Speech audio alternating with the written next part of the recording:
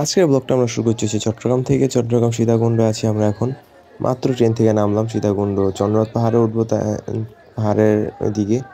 এখানে আমরা আছি সীতাকুণ্ড স্টেশন, রেল স্টেশন। এখান থেকে আমরা সীতাকুণ্ড পাহাড়ের দিকে যাব। তারপরে এখান দিয়ে গলি দিয়ে আমরা যাচ্ছি, এদিক দিয়ে শর্টকাট মেবি, এটা আমি ঠিক যাই না। একজন বললো যে এখান দিয়ে যাওয়া যায়, তার জন্য আমরা এখান থেকে শুরু করছি হাঁটা। এদিক দিয়ে যাবো, পাহাড়ের দিকে যাবো। আর এখানে হাঁটা শুরু করে দিচ্ছি, অনেকক্ষণ হাঁটতেছি। এখানে অনেকজন লোকও আছে, সবাই মিলে একবার হেঁটে এগিয়ে যেতেছি, দেখি কতক্ষণ লাগে। অনেকখানি হেঁটে চলে আসছি, এখান থেকে পাহাড়টা দেখা যেতেছে, দেখতে পাচ্ছেন উপরে সীতাকুণ্ড পাহাড়, লাইট জ্বলে আছে। এখান থেকে অনেক কাছে মনে হইতেছে, কিন্তু আসলে অনেক উঁচাই ভাই, অনেক সময় লাগবে উঠতে উঠতে। দেখি কতক্ষণ লাগে, যাইতে থাকি। এখন আমরা কাছাকাছি আসতে পারিনি, হাইটে যাইতেছি, যেতে থাকি। সোমবার গ্রামে আসলে এখানে মানে বাথরুমের অবস্থা দেখেন ভাই, এতগুলো বাথরুম এখানে দেখেন ভাই, এরকম অবস্থা একটা বাথরুমের, পলিথিন দেওয়া, আর এদিকে কয়েকটা আছে কি ভালো বাথরুম। কিন্তু এই বাথরুমের মানে বাথরুমে গেলে নাকি 10 টাকা, আর আমরা টাকা দিয়ে 100 টাকা দিয়ে তো আর কি করার, এখন এখান থেকে একটা পুকুর আছে, পুষ্করণী আছে, এখানে আমরা পুকুর থেকে স্নান করে তারপরে ওঠা শুরু করব। আর যেখানে মেইন ঘাট, ওইখানে মেইন ঘাটের মধ্যে স্নান করতে গেলে আর কি অনেক ভিড় থাকে, তার জন্য এখান থেকেই স্নান টান করে তারপর ওঠা শুরু করব। তো স্নান করি, তারপরে ব্লগ স্টার্ট করব। করে স্নান টান করে আসলাম, তারপরে এখন সামনে যাইতেছি। এখন এখান থেকে ওঠা শুরু করবো, কিন্তু গিয়ে সামনে যায় ওঠা শুরু করবো। এই যে তুই এখন ভাই যে ঠান্ডা ওই জায়গাটা, জলও প্রচুর পরিমাণে ঠান্ডা, আর পুকুরের পানি তো কি বলবো, এত মানে ঘোলা ঘোলা কি করার, কিছু করার নেই, উপায় নেই। তার জন্য আমরা এখান থেকে স্নান টান করে আসলাম, ড্রেস টেস চেঞ্জ করে এখন উপরে ওঠার জন্য দেখতেছি। জল নিয়ে নিলাম, দুধ নিচ্ছি 50 টাকা একটা বোতল। তখন ডাবে জল পাইনি, এখানে আবার দুধ ডাবে জল দুইটা মিলাই কিনতে হয়েছে, ওটাও 50 টাকা। দোকানের মধ্যে সব নিচে থেকে নিয়ে নিতেছি, এখন ওঠা শুরু করে দেবো আমরা। এখান দিয়ে যাওয়া শুরু করতেছি, এখান দিয়ে ওঠা শুরু করবো এখন আমরা।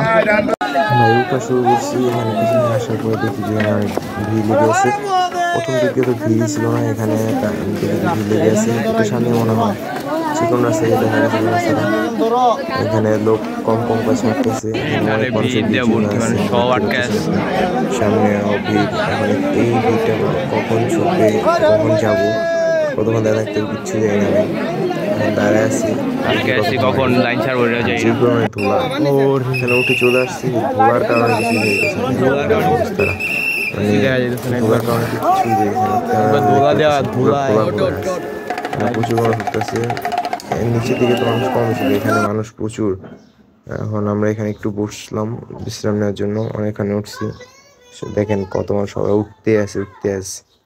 আরও অনেকখানি জায়গা উঠতে হবে, সকাল হয়ে যেতেছে, দেখতে পারতেছেন। আমরা আবার ওঠা শুরু করলাম, এখান দিয়ে উঠতেছি। এখানেও মানে পাহাড়, অনেকখানে উঠতে হবে। এখানে পুরো সিঁড়ির মতন হয়ে আছে, সিঁড়ির মতন করে রাখছে, ভাঙা ভাঙা। তারপরে দেখেন উপরে কত মানুষ, মানে অনেক মানুষ উঠতে আছে। এখন এখানে প্রচুর পরিমাণে পাহাড় দেখতে আসে, আমি পাহাড় এত একটা বিকশিত জায়গার মধ্যে প্রচুর পরিমাণে মানে একটা টিপটার হিসেবে এত মানুষ দাঁড়িয়ে আছে। একজন মানুষ করলে কয়জনকে নিয়ে করবেন সে কিছু জানতে পারে। অনেকক্ষণ আছে, সকাল হয়ে গেছে। তারপর আমরা ওই জায়গাটা বিষয়ে এখানে আসতে পারছি। এখানেও ভিড়, কিন্তু এখানে একটু এখানে একবারে ছিল একটা জায়গা, এখান থেকে মানুষ আস্তে আস্তে যেতেছে। যাই দেখি কতক্ষণ আগে দেখি নিচের থেকে দেখেন খারাপ হয়, এখানে পড়লে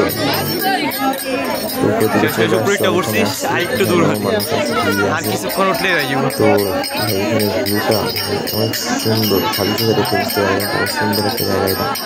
পুরা পাহাড়টা দেখা যেতেছে দিক থেকে, হালকা হালকা কুয়াশা ভাব আছে সকাল দিক দিয়ে, অনেক সুন্দর লাগতেছে জায়গাটা। এখানে অনেকখানি উপরে আসলাম, এখানে পুরো মন্দিরের কাছাকাছি চলে আসছি আমরা। উপরে একটু উপরে মন্দির, এখান দিয়ে মানুষ উঠতেছে, আমরা এখানে বসে আসছি। মানে আমাদের পিছনে হচ্ছে মন্দির, আর আমরা এখানে বসে আছি। এই লকডাউন লাগেনি, তার জন্য আমরা এখানে বসে আছি। এখানে মানুষ উঠতেছে ভাই, প্রচুর মানুষ আসছে এবার, দেখতে পাচ্ছি এটা। আমরা এখানে বসে বিশ্রাম নিতেছি, দেখে আমরা আবার নিচের দিকে যাওয়া শুরু করবো, আবার পাতালকালী মন্দির যাব। এখান থেকে দেখতে থাকেন ব্লগটা। এখান থেকে কিছুক্ষণ বসে থাকার পর ভাবলাম যে এখন আমাদের যাওয়া উচিত।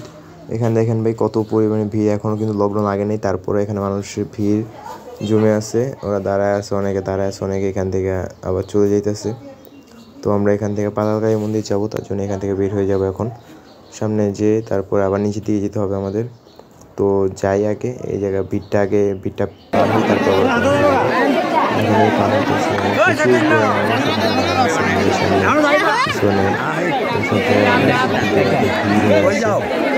তো আমরা এখান থেকে বের হইতে হবে তারপরে আমরা এখন যাইতেছি পাতালকালী মন্দিরে।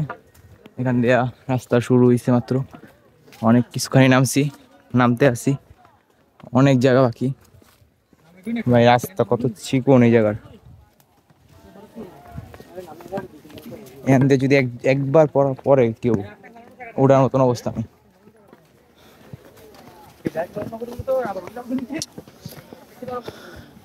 এরকম ঘুরাই না রাস্তা চিকন, পুরাই খারাপ।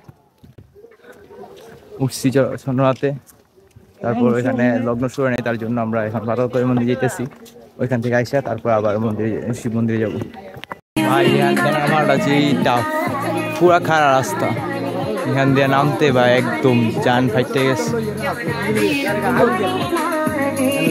এখন আরো অনেক যাইতে, যেই পরিমাণে খারাপ রাস্তা ছিল এদিক দিয়ে নামতে, তো আমি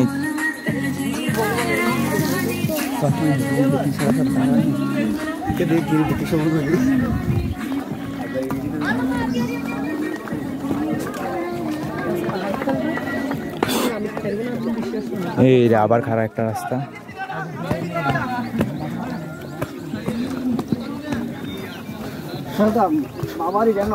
এখানে পুরা সিঁড়িগুলা যেগুলো বানায় রাখছে, সিঁড়িগুলোর অবস্থা খারাপ হয়ে গেছে, বালু হইতে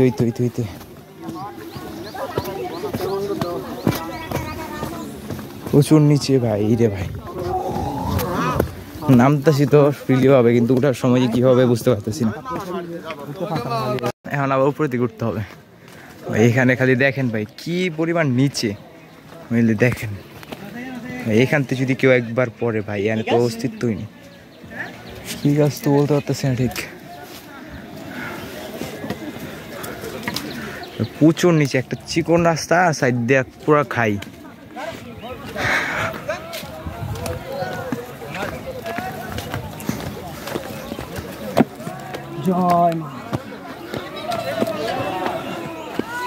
এখানে আসার আগে এটা বুঝতেই পারিনি যে এত রাস্তার অবস্থা এত খারাপ হবে। যত যাইতেছি রাস্তার অবস্থা দেখি খারাপ আর খারাপ।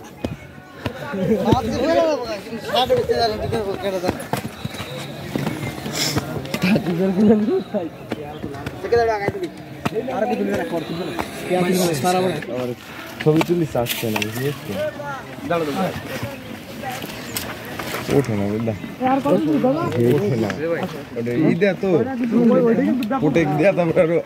পাহাড়ের ভিতরে আমরা উঠতে কষ্ট হইতেছে, এখানে দিই গরু, একবার ছাড়া গরু, দুইটা গরু, পাহাড়ের গরু। আমরা যে রাস্তাতে উঠতেছি, রাস্তাতে নামতে আম গরু কোন জায়গা কাঁপতেছে, আর এখান দিদি গরু অনার্স উঠতেছে।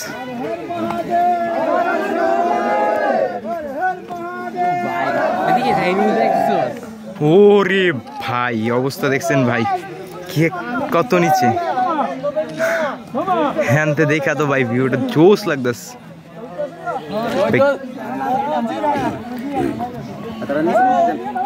ভিউটা যাতে দেখা যায়, দেখা গেছে এই সাইডে ভাই এখান থেকে যে কি দেখা যাইতেছে,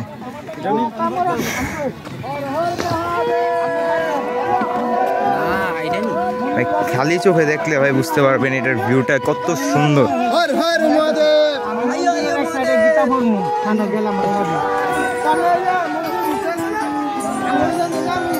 পরে আমরা নেমে আসছি, এখানে অনেকগুলো দোকান দেখা গেছে, এখানে মনে হয় মন্দিরটার সামনেই। এখানে দেখতে পাচ্ছেন দোকান আছে অনেকগুলো। ভাই রে ভাই, এখান থেকে এই রাস্তা দিয়ে নামা, ওই জায়গা দিয়ে নামা যায়, কিন্তু ওই জায়গার পুরোটা খারাপ রাস্তা ভাই রে ভাই। এখান থেকে আসার জন্য ভাই আমরা তো জানতাম না রাস্তার কথা, ভাবছি যে পাতালকালী মন্দির এত এত কি হবে এটা কিচ্ছু আমরা জানতাম না ভাই। পরে যখন আস্তে আস্তে হাঁটা শুরু করছি দিয়ে যে না প্রথম দিকে রাস্তা ঠিকঠাক আছে চলে, তারপরে ভাই যেই খারাপ রাস্তা শুরু হয়েছে ভাই তার কি বলবো, পরে দম বাইরে হয়ে গেছে এখানে ভাই নামার পরে এখন শান্তি লাগতেছে। হ্যাঁ ওই সময় ওইখানে পিঠা দিলাম, হইলে আমাদের উদ্দেশ্য যদি থাকতো যে সময় দিয়ে শুরু হইলে এখানে পাথরের মধ্যে চলে আসছে, এখান থেকে একটু বিশ্রাম নিয়ে কিছুক্ষণ থেকে তারপরে চলে যাবো, তারপর আবার উঠা শুরু করবো, দেখি কতক্ষণ লাগে।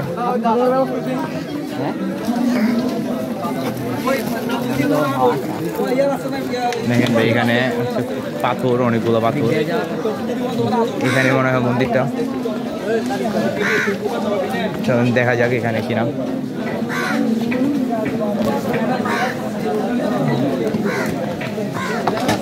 ভাই আসছে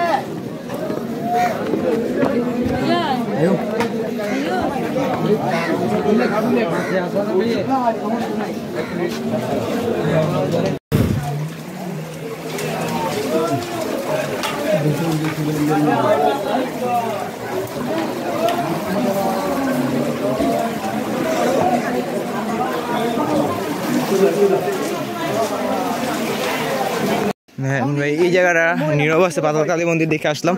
এখন আমরা যেতেছি হচ্ছে এখানে শিব মন্দির আছে একটা, শিব মন্দিরটা দেখে আসতে যেতেছি ভাই। পাতালকালী মন্দির আগে কেউ আসতে চাইতো না, এখন দেখি যে ভাই দেখেন ভাই এখানে এসে পাথরের মধ্যে রুই মাছের মাথা।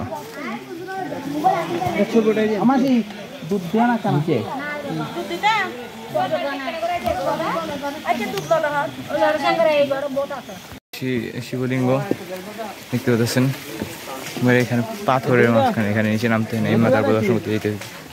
সামনেও আরো আছে, ওইখানেও যাবো। দূর ডাবে চলতে আসলাম, এখন সামনে আরো কয়েকটা আছে, ওইখানে যাব। সবগুলা দর্শন করে তারপরে আবার আমরা চন্দ্রনাথের দিকে উঠা শুরু করবো।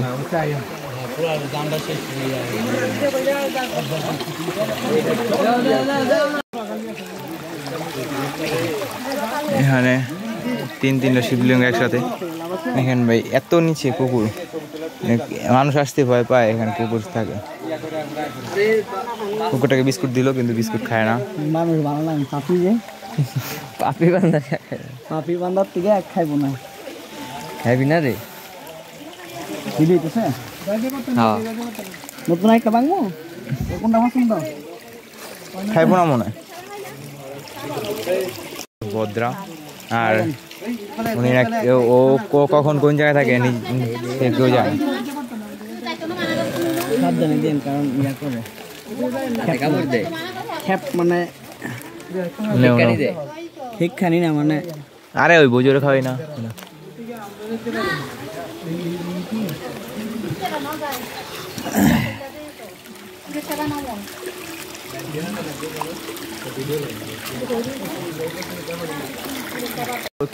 ক্যামেরাতে না দেখে যদি ভাই বাস্তব চোখে এগুলা দেখতে পাচ্ছেন দৃশ্যগুলা এত সুন্দর, মানে কি বলবো। আর এই পাতালকালী মন্দিরের দিকে কিন্তু কোনো সিমে নেট থাকে না, এত নিচে যে এখানে কোনো সিমেরই নেট পাওয়া যায় না। একটা সিমের আমাদের ফোনে একটা সিমও নেট নেই। আমাদেরকে এখন যদি এখানে কল টল করা হয় কিচ্ছু পাওয়া যাবে না, ফুল নেটওয়ার্কের বাইরে আমরা। ভাই এরকম একটা জায়গায় আসা অনেক ভাগ্যের ব্যাপার, ঠাকুর টানছে তাই আসতে পারছি। এখন আবার দেখে আরেকটা মন্দির আসছে, ওইখানে যাব, তারপর আমরা আবার ওঠা শুরু করবো উপরের দিকে। তারপর চন্দ্রনাথ যাবো, চন্দ্রনাথ ওখানে দুধ ঢেলে তারপরে আমরা নিচে নেমে যাব। তো ব্লগটা দেখতে থাকেন, আর সামনে যেতে থাকি আমরা।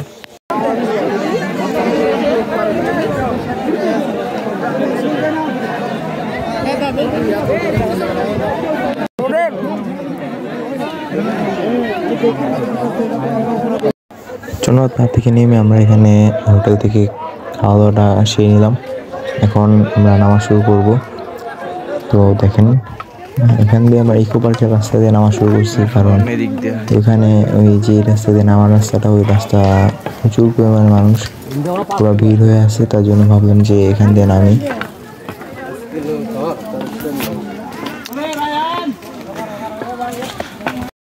এখানে হচ্ছে আমরা যেটা শুনলাম যে এখান দিয়ে নামতে মনে হয় যে 1.5 থেকে 2 ঘন্টার মতন লাগতে পারে।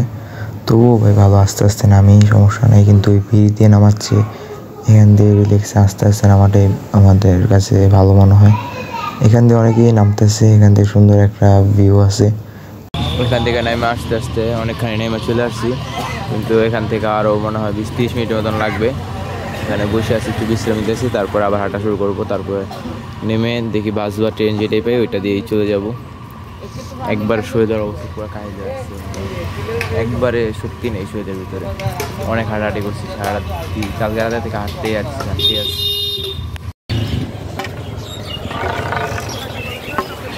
তো এখান থেকে নেমে আমরা এখন এখানে খাওয়া দাওয়া করলাম। খাওয়া দাওয়া করে আবার নামা শুরু করে দেবো। নিচের দিকে নামতে হবে। এখানে একটা হোটেল ছিল, এখান থেকে খাওয়া দাওয়া সেরে নিলাম আমরা। তো এখানে নিচের দিকে নামা শুরু করে দিচ্ছি এখন। এই পথ দিয়ে আমরা নিচের দিকে নামতে থাকবো। এখানে এটা হচ্ছে ইকো পার্কের রাস্তাটা, এখান দিয়ে নামতে একটু টাইম বেশি লাগবে, কিন্তু তবুও এখান দিয়ে নামাটা ভালো হয় যেটা আমাদের মনে হইতেছে, কারণ ওই দিক দিয়ে ভিড়াভিড়ির মধ্যে দিয়ে নামাচ্ছে। এখানে আস্তে আস্তে হেঁটে নামাটা ভালো হবে। তো এখানে নামতেছি, এখান থেকে মনে হয় 6 কিলোমিটারের মতন লাগবে, যেখানে এখানে একটা বোর্ডের মধ্যে লেখা ছিল 6 কিলোমিটার। দেখি কতক্ষণ লাগে। অনেক মানুষ এখানে নামতেছে, হাঁটতে হাঁটতে দেখি কতক্ষণ লাগে নামতে হয়। একজন কাছে জিজ্ঞেস করছিলাম, উনি বলতেছে যে